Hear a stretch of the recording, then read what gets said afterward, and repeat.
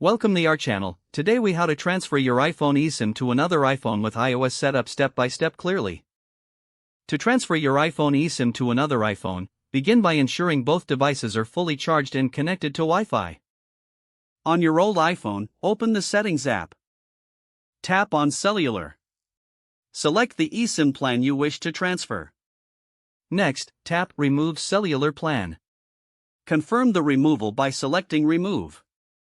Now, take your new iPhone and turn it on. Follow the initial setup prompts until you reach the Setup Cellular screen. Select Use eSIM. Choose the option to transfer from your previous iPhone. You will receive a prompt to confirm the transfer. On your old iPhone, tap Transfer. Wait for the transfer to complete, which may take a few moments. Once the transfer is successful, you will see your eSIM plan on your new iPhone. Verify the cellular connection by checking if you can make calls or use data. If you encounter any issues, double-check that both devices are updated to the latest iOS version.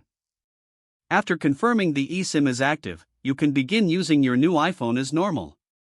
If the page does not load, refresh the browser or try again in a private or incognito window. Make sure you are using the correct email address, then retype it carefully to avoid small typos. If your password is not accepted, use the reset option and create a new strong password you can remember.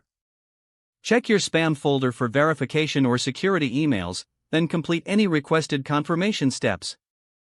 Enable two-factor authentication if available to improve account security and reduce unauthorized access risk. After signing in, review your profile details so your contact information and settings are accurate and current. If you see an error message, note it down and try again after restarting your device and internet connection. Log out when you finish, especially on shared devices, to keep your account and payment information secure. If the page does not load, refresh the browser or try again in a private or incognito window. Make sure you are using the correct email address, then retype it carefully to avoid small typos. If your password is not accepted, use the reset option and create a new strong password you can remember. Check your spam folder for verification or security emails, then complete any requested confirmation steps. Enable two-factor authentication if available to improve account security and reduce unauthorized access risk. After signing in, review your profile details so your contact information and settings are accurate and current. If you see an error message, note it down and try again after restarting your device and internet connection. Log out when you finish, especially on shared devices, to keep your account and payment information secure. Don't forget to like this video and subscribe to our channel for more step-by-step tech guides.